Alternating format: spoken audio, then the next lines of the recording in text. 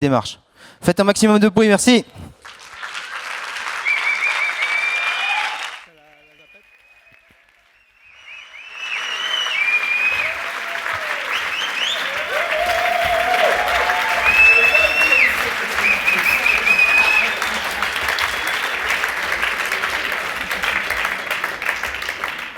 Merci beaucoup.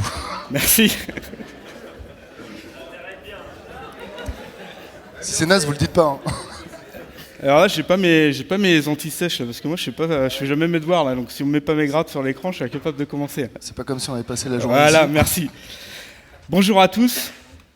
Alors, si on est là aujourd'hui, c'est pour vous parler d'un projet qui s'appelle Product ID. Initialement, c'était un projet qui concernait uniquement l'identité produit, comment on dessine un produit chez Decathlon. Et quand on a commencé à rentrer dans le sujet, vous avez vu la presse de Christophe, on a vite compris qu'en fait, l'identité produit, elle est intimement liée à l'expérience complète d'entreprise. Et là, on a changé un peu de lentille pour regarder le projet. Et on s'est rendu compte que c'était beaucoup plus compliqué que ce qu'on avait imaginé. Et c'est un projet qui est génial, mais qui est aussi hyper compliqué à expliquer. Donc à un moment donné, on a commencé à paniquer quand on travaillait sur la version 27 de la presse. Et là, on s'est dit, mais comment on va l'introduire, ce projet? Et ma femme m'a dit, peut-être le plus simple, c'est de commencer par dire, qu'est-ce qui te motive à travailler sur ce projet? Pourquoi tu es là? Qu'est-ce qui t'intéresse dans ce projet? Et en fait, ce qui m'intéresse dans ce projet, pourquoi on est là? C'est parce qu'on a tous un passif, un affect particulier avec Decathlon. Et pour ma part, j'ai bien réfléchi.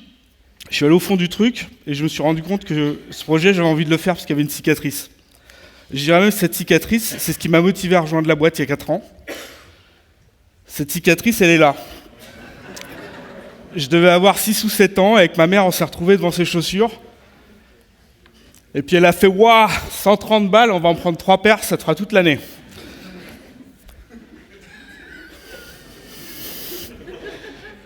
Moi j'ai fait « Mais non, il n'y a pas moyen. » Alors je ne sais pas pourquoi je vous raconte ça, parce que c'était il y a 25 ans et tout a changé. Et puis en plus, il devait y avoir un truc quand même qui me plaisait, parce que 25 ans plus tard, je travaille chez Decathlon. Donc, tout a changé, c'est vrai, mais ma mère peut se rassurer. Le rapport qualité-prix qui lui avait fait faire « Waouh » il y a 25 ans, il est toujours là. Je ne sais pas si vous voyez où je veux en venir. Quand on demande à nos collaborateurs ce qu'ils pensent du look, du design et de l'image de marque de nos produits, ils font comme moi quand j'avais 6 ans, ils font « Mais non !»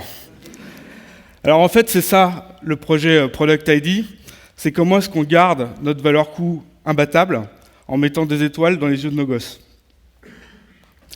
Et en fait, pour ça, on s'est vite rendu compte que ce n'était pas qu'une histoire de produit, c'était une histoire d'expérience. Et pour nous, il y a 2 leviers. Il y a un premier qui est la cohérence de l'expérience globale. Et il y a un deuxième levier qui est la dimension émotionnelle de notre proposition de valeur. C'est rendre le sport accessible au plus grand nombre, mais en mode waouh. Et ça tombe bien, parce qu'aujourd'hui, on a une superbe opportunité de commencer à amener de la cohérence. Vous le savez tous, hier, on avait une enseigne et plein de marques. Aujourd'hui, on a une marque et plein de sports. Pour rappel, pourquoi on a fait ça? Parce qu'aujourd'hui, on est sur une phase de conquête de territoire. Et c'est beaucoup plus simple d'être visible avec une marque que sur 85. C'est pas la seule raison. Ça permet aussi de créer l'interdépendance des offres au profit d'une plus grande pertinence sur l'usage. Ça, c'est pour nos utilisateurs. Ça permet d'avoir une plus grande cohérence esthétique. Et ça, c'est pour nos clients. Et ensuite, ça permet d'avoir une plus grande pertinence sur les investissements de conception. Et ça, c'est pour nos actionnaires. Les 2 premiers éléments visibles de la cohérence sont le logo et la One Typo. Ça, c'est une super première marche pour commencer à lier l'ensemble. On a eu la zapette toute l'après-midi. Mais est-ce que ça va suffire? Surtout quand on voit la variété de produits et la variété d'usages qu'on couvre chez Decathlon. La deuxième marche, c'est de s'attaquer aux produits. Alors pour ça, on a réécrit les valeurs. Dans la salle, vous les connaissez tous, on est sportif, évidemment, parce qu'on ne fait pas des cafetières. On est essentiel, parce qu'on a toujours été animé par notre rapport valeur-coût. On est complice parce qu'on veut que ça nous ressemble. Et ensuite, on est responsable, parce que si on ne fait pas ça, demain, on est mort. Je suis désolé, ça va faire un peu bader, mais voilà. Et une fois qu'on a dit ça, si on veut créer de la cohérence et un peu de convergence, il faut choisir un bon angle d'attaque pour commencer à rassembler les choses. D'accord, historiquement, on l'a fait par nature de produit. Vous le voyez ici, c'est la même nature de produit, c'est 2 vélos. Ce qui est fondamentalement différent entre les 2 images, c'est la personne qui est sur le vélo et pourquoi elle fait du vélo. Et donc, on peut regarder les choses d'une autre manière. Par exemple, à travers le prisme de la motivation qu'a l'utilisateur à pratiquer un sport. Quand on regarde ces 2 personnes, on s'aperçoit qu'en réalité, leur motivation et leur but, c'est de se dépasser, c'est d'exploser leur record. Que ce soit en courant ou en pédalant. Et finalement, ces 2 personnes-là et les produits qu'on leur apporte ont beaucoup plus de choses en commun que les 2 cyclistes qu'on a vus juste avant. Fort de cette réflexion, on s'est posé 2 questions. La première, et ça on en a parlé il y a quelques minutes, quelles sont les motivations profondes de nos utilisateurs? Et la deuxième, combien on pouvait rassembler et créer de lot pertinent sur les usages? On s'est penché sur la question et là je vais vous raconter en 30 secondes ce qu'on a mis 3 mois à faire, c'était un peu long. La première chose qu'on a faite, c'est de demander à l'ensemble des sports de se positionner sur cette map. Ça nous a permis d'isoler une dizaine de communautés, dont 6 très identitaires et très identifiables et représentatifs de Decat. Ensuite, il y en a pas mal d'entre vous qui connaissent la méthode, on a loué une maison, on a appelé pas mal de gens. Dans ces personnes-là, il y avait des designers, mais il y avait aussi des leaders sport, des chefs de produits. On avait pas mal de sports représentés. C'est quelques sports comme ça que je vous donne, c'est pas exhaustif, mais on avait Kipsta, Domios, on avait Oxelo, on avait Forkla, on avait Natimeo, Kipron, et on leur a demandé de venir. Donc on a loué la maison, on les a fait venir, on a fermé la porte, et une fois qu'on a fermé la porte, on leur a posé 2 questions, hyper simples. On leur a dit, si on vous dit simple, sportif, complice, essentiel et responsable, est-ce que vous êtes capable de nous sortir une board d'inspiration et de positionnement par communauté? Et la deuxième question qu'on leur a posée, c'était quel était le plus petit dénominateur commun qui les rassemblait? On va pas se mentir, ça c'est clair, ça s'est pas fait sans débat, mais avec quelques côtelettes et beaucoup de bonne volonté, au bout de 3 jours, on avait 6 boards, une board par communauté, et 2 très très bonnes surprises. La première, c'est que finalement, les différents sports arrivent assez facilement à se mettre d'accord sur une direction artistique par communauté, et ensuite que quand on met les boards les unes à côté des autres, elles fonctionnent plutôt très bien ensemble.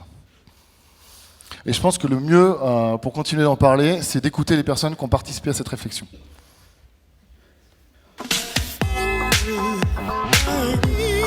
Ça consiste en quoi les communautés de sport, Cyril? C'est un moyen qu'on a trouvé pour regrouper des sportifs qui ne pratiquent pas forcément le même sport, mais qui le pratiquent pour les mêmes raisons. Je t'explique. Des gens qui se ressemblent, qui ont le même centre d'intérêt, le même goût du sport, et qu'on n'avait pas l'habitude de regrouper. Ça nous permet de réfléchir à créer de la cohérence entre des sports qui partagent la même motivation. Il y a des communautés performance, des communautés bien-être. La détente, les envies d'évasion. Un écosystème avec plusieurs sports à l'intérieur. Ça a vachement de sens de se dire que, par exemple, à Decathlon, on va traiter la chaussure de course à pied performance et le vélo performance de la même manière. Finalement, on se rend compte qu'on a des mêmes problématiques. Forkla, qui gère le trekking, la randonnée sur plusieurs jours, bosse maintenant avec Itiwit sur toute leur partie paddle itinérant. Ça réunit des disciplines dont on pourrait penser a priori qu'elles n'ont pas grand-chose à voir ensemble. Et finalement, quand on y regarde bien, si. On a aussi, c'est marrant, des mêmes inspirations et des mêmes codes de style. Il y a des codes similaires entre les sports de glisse, comme le skate, etc., et le basket.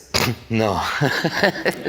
Et avant de faire ces communautés, j'aurais jamais pensé être aussi proche de sports aussi éloignés, entre guillemets, puisqu'on n'est pas du tout sur les mêmes terrains de pratique. On répond un peu à un même personnage. Donc du coup, c'est cohérent que les équipes design bossent ensemble sur ces produits-là. Pour avoir des bases communes de travail. Installer un peu un échange entre nous et finalement de s'entraider en fait. On a plein de choses à se raconter, on a plein de choses en commun. D'avoir des idées d'un sport qu'on peut ensuite réintégrer à notre sport. L'idée c'est d'être créatif en fait.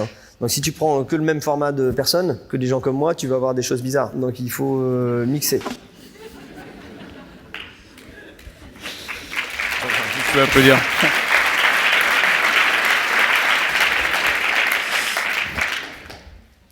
Donc à partir de là, à partir du moment où on avait la cohérence et où on avait les communautés, on a entamé une deuxième partie de semaine où on s'est mis un nouveau challenge. En fait, le but du jeu, c'était de répondre à la question quelle est la dimension émotionnelle qui va faire la singularité de Decathlon et qui doit tous nous rassembler. Et on a fait en fait ce qu'on fait dans ces cas-là, c'est-à-dire qu'on s'est recentré sur notre sens, à savoir rendre durablement le plaisir et les bienfaits de la pratique du sport accessibles au plus grand nombre. Quand on a dit accessible, il y a la mère de Charlot qui a commencé à taper dans ses mains encore. Ouais, trop bien. Je lui ai dit calme-toi Dominique, ça va bien se passer. Ça s'appelle Dominique. Je lui ai dit calme-toi Dominique, ça va bien se passer. Et en fait, le truc, c'est qu'on le fait vachement bien depuis 40 ans, l'accessibilité. Sauf qu'en 2019, c'est plus une valeur identitaire sur ce business-là. Et spécialement quand on a en frontal des boîtes comme Amazon ou Wish, il faut qu'on aille chercher plus profondément en fait, ce qui va faire vraiment notre valeur émotionnelle. Et du coup, on a pris tout ce petit monde qui était enfermé dans la maison, je vous le rappelle, ils sont toujours dedans là, et on les a mis dans une DeLorean pour faire en fait un espèce de retour vers le futur. Pourquoi ? Parce qu'on a été explorer notre passé pour construire notre avenir. Il n'y a pas de Darty Papa. Super. Et du coup, en fait, qu'est-ce qu'on a trouvé dans notre passé ? Donc Emerson l'a vachement bien introduit tout à l'heure, c'est qu'on a trouvé plein de graines d'humanité. Quand je parle de graines d'humanité, en fait, si on va vraiment sur la fondation de Decathlon, quand Michel Leclerc embarque 5 bonhommes qui sont finalement plus des sportifs passionnés que des vendeurs et qui vont faire des tours d'estafette dans la région lilloise pour vendre des produits, c'est ultra humain. Quand on se plonge un peu dans notre historique de communication, de publicité, et qu'on voit en fait l'humour qu'on savait mettre et la manière dont ça touchait les gens au cœur, c'est profondément humain. Quand on regarde pourquoi les gens aiment venir chez Decathlon et pourquoi nous, avant même de bosser chez Decathlon, on aimait aller dans un Decathlon, et d'ailleurs c'est Christophe qui l'a vachement bien dit, c'est qu'en fait Decathlon, c'est un grand magasin de jouets dans lequel tu peux shooter dans des ballons, tu peux faire de la trottinette, et potentiellement en plus tu vas parler avec un mec qui a la même passion que toi, c'est profondément humain. Alors ça, dans nos recherches, on a trouvé un truc, c'est l'abécédaire illustré de Decathlon. Illustré en BD, c'est un truc qui a été fait pour les 20 ans de la boîte, en fait. Donc un truc que les moins de 20 ans ne peuvent pas connaître. Et du coup, en fait, cet abécédaire, il est extrêmement caustique, il est plein d'humour, c'est que des vannes. Et il y a énormément en fait, de prise de recul et d'autodérision. Et ça aussi, c'est profondément humain. Il y a un truc qu'il ne faut surtout pas oublier, c'est les produits. Et spécialement nos produits icônes, nos produits identitaires, tous les produits qui font que les gens nous aiment. Et notamment, je prends la tente 2 secondes, en fait, c'est pas juste une tente qui se déplie en 2 secondes. Non, c'est une tente qui va te créer un moment, qui va te sauver du temps pour passer un bon moment avec tes potes autour du feu, pour profiter de la nature, pour profiter du ciel étoilé. Et enfin, si je prends la manière dont on communique aujourd'hui et dont on interpelle en fait nos clients, mais pas que, parce qu'on parle beaucoup aussi à des gens qui ne sont pas nos clients, et sur Twitter notamment, en fait cette espèce de complicité de ton et la manière dont on arrive à discuter avec les gens, ça aussi c'est profondément humain. Et en fait l'humanité Decathlon, nous on s'est dit qu'elle avait, on pouvait la qualifier de 2 manières, c'est que historiquement, elle est un peu impertinente, et ça c'est un truc qui nous plaît vachement, et que 2, elle est surtout profondément empathique. Et en fait, la manière dont on va réussir, nous, Decathlon, à mettre cette humanité au cœur de toutes nos préoccupations, que ce soit en interne, notamment dans la manière dont on va faire grandir nos collaborateurs, mais aussi en externe, sur tous les points de contact qu'on va avoir avec nos clients, avec nos utilisateurs, avec nos sportifs, on pense que c'est ça, l'ingrédient magique qui va faire le futur de l'expérience Decathlon. Je vous donne quelques exemples. Par exemple, ce cycliste, quand il vient nous voir, est-ce qu'il veut juste qu'on lui vende un vélo ? Moi, je pense pas. Je pense que ce mec-là, quand il vient nous voir, il veut qu'on lui apporte le challenge d'aller toujours plus loin, de repousser ses limites. Si je prends cette joggeuse, quand elle vient nous voir, est-ce qu'elle veut juste qu'on lui vende un jogging ? Non. Elle veut qu'on lui apporte la motivation, les encouragements pour trouver la force de se faire du bien. Si je prends cette randonneuse, est-ce qu'elle veut juste qu'on lui vende un sac à dos ? Encore une fois, moi je suis vraiment pas sûr de ça, et je pense elle veut qu'on lui apporte la confiance et l'audace d'aller voir ce qui se passe derrière la montagne.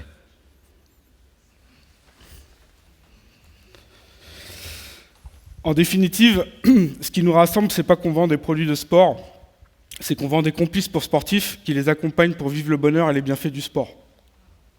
Et un complice, pour certains c'est un partenaire, pour d'autres c'est un challenger, un pote, un coéquipier, un adversaire, un entraîneur, un déclencheur, un motivateur.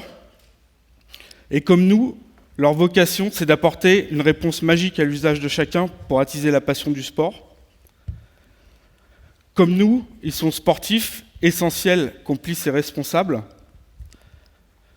Et à notre image, leur personnalité et leur physique sont intimement liés à leur motivation de pratique. Alors on pense que si on arrive à faire vivre cette humanité, croisée avec une promesse d'usage magique par sport, une direction artistique cohérente à l'échelle de la communauté et notre valeur coût imbattable, ça fera de nous une marque innovante, forte, proche des sportifs et alignée avec son histoire. Une marque qui fait waouh, et pas juste pour ma mère, pour tout le monde. Ça vous parle ?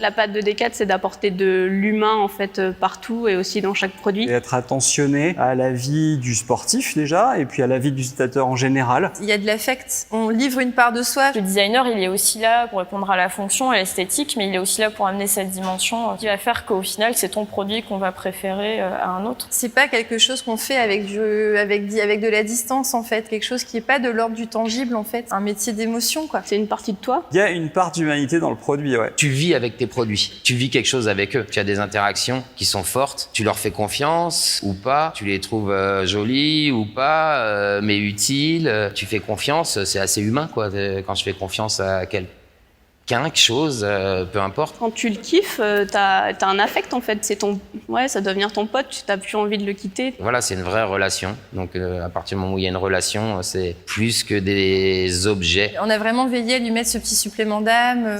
C'est un compagnon en fait. Je sais pas, cette relation avec une fourchette. Donc on parlait d'empathie, après je sais pas, l'empathie, l'amour c'est peut-être pas très loin. Je sais pas si c'est de l'amour, mais en tout cas on donne tout. Ça y ressemble. Ouais, c'est ça, faire l'amour avec ton produit.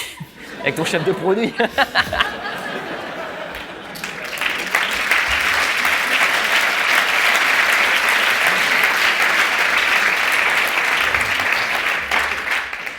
Alors du coup, si on veut intégrer cette complicité au travail qui a été fait sur les directions artistiques des communautés, on est obligé de modéliser une expérience complète, et vous l'avez compris, avec des utilisateurs très très identifiés. Et on doit travailler tous ensemble, avec l'ensemble des métiers, sur toute la chaîne de valeur de l'expérience. Tout ça, c'est l'objet du POC qu'on va présenter à Lille, capitale mondiale du design, en octobre. Et c'est là-dessus qu'on compte. Sur vous, beaucoup. À partir de là, on a commencé à qualifier l'expérience que l'on voulait faire vivre pour les 6 communautés. Et donc, on a un mate par communauté. Un mate, fondamentalement, c'est quoi? Un mate, ça incarne un registre formel, ça incarne une motivation, une gamme colorielle, ça incarne un discours qui lui est propre. Un mate, c'est une personnalité finalement à part entière qui doit imprégner chaque point de contact de l'expérience. Tout à l'heure, Dorian nous a montré la joggeuse. Imaginez la joggeuse, comment on l'accompagne, comment on peut l'encourager sur un pack, sur un dialogue, sur une app, en magasin, sur nos produits. Comment nos produits, par exemple, lui permettent de trouver la motivation, parce que c'est pas tous les jours évident, de se mettre à courir. Pour modéliser ces expériences, on travaille avec un sport par communauté, avec l'objectif commun de concevoir une expérience complète qui incarnera ce concept de Sportsmates pour chaque utilisateur. Bien qu'en arrière. Ouais, merci. Et du coup, en termes de process, qu'est-ce qu'on a fait? Et ça va faire énormément écho à tout ce qu'a pu présenter Christophe juste avant. C'est le premier truc qu'on a fait, en fait, c'est des user safari. Les user safari, en fait, on s'est relié avec les responsables utilisateurs. Donc, pour ceux qui ne suivent pas au fond de la salle, c'est le nouveau nom des chefs de produits. Et en fait, on a été observer des sportifs chez eux, dans leur cadre de pratique, dans le but de tirer un maximum d'insights, en fait, tous les insights possibles et imaginables, exprimés ou non. Et ça, c'est extrêmement important. Pourquoi? Parce que ces gens-là, on les a filmés, et en fait, la vertu qu'a la vidéo, la première, c'est qu'on peut la regarder plein de fois. C'est-à-dire que quelque chose qu'on n'a pas capté en live, c'est pas grave. On va pouvoir la regarder et capter toujours de nouvelles choses et des choses toujours plus pertinentes. Et la deuxième vertu, c'est le partage. C'est-à-dire qu'elle ne va pas concerner uniquement le responsable utilisateur, non. On va pouvoir en fait partager ce persona, partager ses réflexions, partager ses envies, ses besoins, ses doutes, ses peines, avec l'ensemble des métiers qui vont impacter le résultat de l'expérience qu'on va proposer à ces utilisateurs. Et ça, c'est extrêmement important de rappeler le rôle et la mission de chacun des métiers envers l'utilisateur. Une fois qu'on a identifié en fait tous ces insights, nous, ce qu'on fait, c'est qu'on écrit un scénario. Alors un scénario un petit peu romancé et qu'on transforme en BD. Pourquoi une BD? Parce qu'en fait, c'est pas un scénario d'usage classique comme on a l'habitude de faire dans nos marques diverses et variées. En fait, cette BD, elle exacerbe l'aventure que les sportifs vont pouvoir vivre avec l'expérience Décathlon. En l'exacerbant, en fait, ça va nous donner, ce que vous voyez sur la partie droite là-bas, c'est en fait tous les pics émotionnels, aussi bien positifs que négatifs, que les sportifs vont vivre au cours de leur expérience. Et en fait, ces moments, qu'ils soient très très positifs, extrêmement joyeux, ou très négatifs, quand on est un peu dans le dark, si on prend stand-up paddle, contre-courant, vent de face, tout va mal, nous, ça nous permet de proposer des solutions ultra pertinentes au bon moment. Et à partir de là, en fait, c'est ce qu'on est en train de faire à l'heure actuelle. C'est une fois qu'on a conceptualisé en fait toutes ces solutions, on regroupe les équipes des communautés, donc aussi bien le sport ambassadeur avec lequel on bosse à l'heure actuelle, mais aussi tous les sports, tous les gens de la communauté qui sont autour de sport ambassadeur, plus des experts métiers, si on bosse sur du hard, des experts hard, si on bosse sur du textile, des experts textiles, en communication, en merch, sur tous les domaines possibles et imaginables, pour dessiner et affiner la pertinence des solutions qu'on propose pour les utilisateurs. Et en fait, nous, on a un petit bonus qu'on voulait vous montrer, c'est un petit résumé vidéo de l'expérience qu'on a eue, une expérience profondément humaine, qu'on a eue avec FLX en Inde pendant une semaine. Et c'est parti.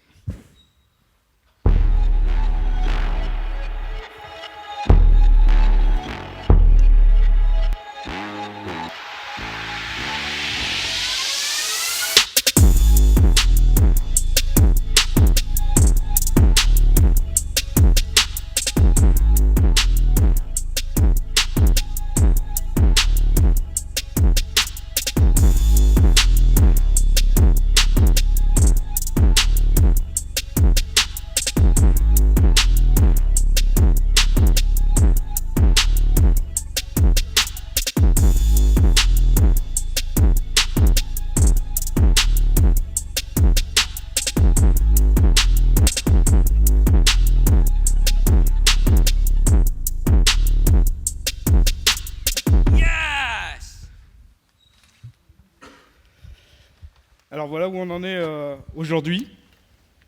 On a passé la première phase du projet qui est de définir notre façon d'approcher les directions artistiques. On a défini aussi les ingrédients de l'expérience utilisateur qu'on voulait créer. Et maintenant on rentre dans une deuxième phase qui est une phase où on est en train d'écrire les expériences par utilisateur sur lesquelles on travaille. Et le bilan qu'on peut faire aujourd'hui, c'est que dans le rassemblement des créatifs de sports différents, mais autour d'une même communauté, il y a plein de choses qui fonctionnent. Il n'y a pas très longtemps, il y a Lucie du Trail qui allait voir des gens chez Forclaz pour comprendre comment ils faisaient leur direction artistique, et ça lui a beaucoup apporté, donc ces sujets-là, on sait qu'ils fonctionnent. Maintenant, la conversion de ça en expérience, c'est ce qu'on explore, c'est nouveau pour nous, c'est plein de sujets nouveaux. Et ça, on vous montrera tout ça au mois d'octobre. Il y a beaucoup de boulot, beaucoup plus que ce qu'on avait imaginé au départ. Et donc, si le projet vous motive, vous savez où nous trouver. Du boulot, il y en a pour tout le monde et tous les métiers, ce qu'on n'avait pas forcément imaginé au départ. Merci beaucoup.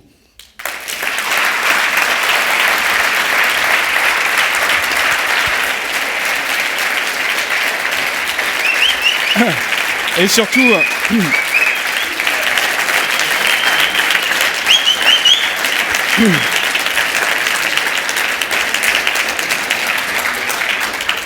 Et surtout, merci à tous, parce que ça fait 6 mois qu'on travaille avec plein de gens.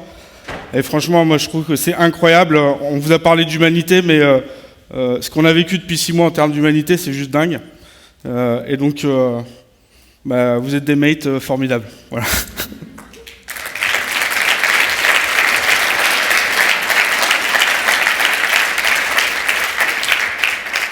Je ne sais pas s'il y a des questions. C'est vrai qu'il y a plein de choses compliquées. En tout cas, nous, on ne comprend pas encore tout ce qu'on fait, donc je comprends qu'il y a des questions. On est à votre dispo pour ça. Un peu ici, puis après à l'apéro aussi, tant que vous voulez. Je vois personne comme Christophe tout à l'heure. Ah, mais t'as dit le mot magique aussi. Ils vont pas poser de questions, du coup. Question, pas de questions? Apéro, pas apéro? S'il n'y a pas de questions, il n'y a pas d'apéro. Sans questions, pas d'apéro. Merci bien. Ah, il y en a une, Ludo. C'est une vente aux enchères, il y a plein de gens qui aiment la main. Ah, c'est vraiment parce que vous vouliez une question. Là, dans les expériences notamment, vous parlez parfois, par exemple, du cycliste qui cherche la performance, de la joggeuse qui cherche plutôt un peu à se remettre en condition et autres. Et la clé d'entrée pour vous, c'était le sport. Par contre, ces expériences, elles peuvent être vécues dans le même sport. On peut très bien faire, chez moi, je le pense, tu vois, on peut faire de la gymnastique pour la compétition et finir au JO, et faire de la gymnastique loisir pendant 10 ans.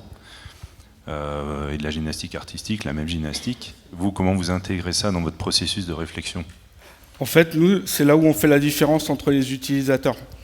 Et justement, on vous a dit, on travaille sur 6 utilisateurs différents, et c'est pas 6 sports différents. Donc on a choisi à chaque fois d'aller chercher un utilisateur particulier avec une motivation particulière. Et quand on a demandé au sport de se positionner sur la map de motivation, en fait, il y a des sports qui se sont splittés en 3, en disant bah oui, mais chez moi, j'ai pas une motivation, j'ai 3 motivations. Et c'est là où on trouve, enfin, on peut reprendre l'exemple du runner performance et du jog et de quelqu'un qui est là pour le bien-être. C'est 2 personnes qui font de la course à pied. Le sport, c'est bien la course à pied, mais la motivation qui est derrière a rien à voir. Le besoin qui est derrière et l'humanité qu'on peut donner à ces gens-là est très différente. Et il y a un mec, il faut qu'on le fouette, il faut qu'on lui dise mais dépasse-toi mon gars. Alors qu'il y en a un autre, il faut qu'on l'encourage, il faut qu'on l'aide à sortir de chez lui quand il fait froid parce qu'il n'a pas du tout envie de faire ça, il a envie de regarder une série.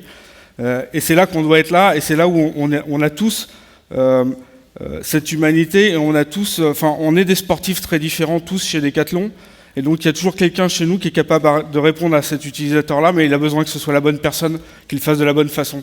Et quand on parle de design, c'est là où c'est super important, c'est que celui qui a du mal à sortir de chez lui pour aller perdre ses kilos, il veut pas être déguisé en marathonien quand il arrive dans la rue. Lui, il veut que personne le voie.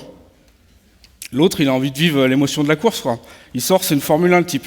Et donc c'est là où, pour nous, la motivation, elle connecte immédiatement avec l'apparence physique qu'on doit apporter à ce sportif. Dernière question? Non? Yes. Attention, voilà le patron. Salut Sébastien. Désolé, je suis arrivé un petit peu en retard, mais j'avais une question. Vous racontez de belles histoires, comme beaucoup d'ailleurs dans cette salle. Il y a des histoires magnifiques. Ça se traduit souvent aussi par de beaux produits. Mais très souvent, en fait, on est incapable de retrouver ces histoires racontées dans nos linéaires ou sur mon téléphone mobile ou en communication. On a une distorsion importante. Comment vous allez combler le gap entre les deux? Alors, je pense qu'on peut répondre de 2 manières. Il y a la dimension du projet, et ce qu'on est en train de faire dans ce projet-là, c'est de filmer et photographier tout le process du projet. Donc l'idée à la fin, c'est que quand on présente les résultats, on soit capable de raconter les histoires d'hommes aussi qu'il y a derrière ces produits-là. Et la deuxième, c'est la dimension expérientielle, et c'est la raison pour laquelle on n'a pas voulu traiter l'identité produit sans parler de l'expérience qu'on vit dans le retail, l'expérience qu'on vit dans la communication, l'expérience qu'on vit sur le pack, l'expérience qu'on vit sur la notice et l'expérience qu'on vit sur le produit. Parce que c'est l'ensemble de cette façon-là de s'adresser à l'utilisateur qui est cohérente, qui fera que l'histoire vécue, elle raconte l'émotion qu'on a voulu transmettre et l'amour qu'on a voulu donner à un utilisateur particulier. Je sais pas si c'est... Inch'Allah.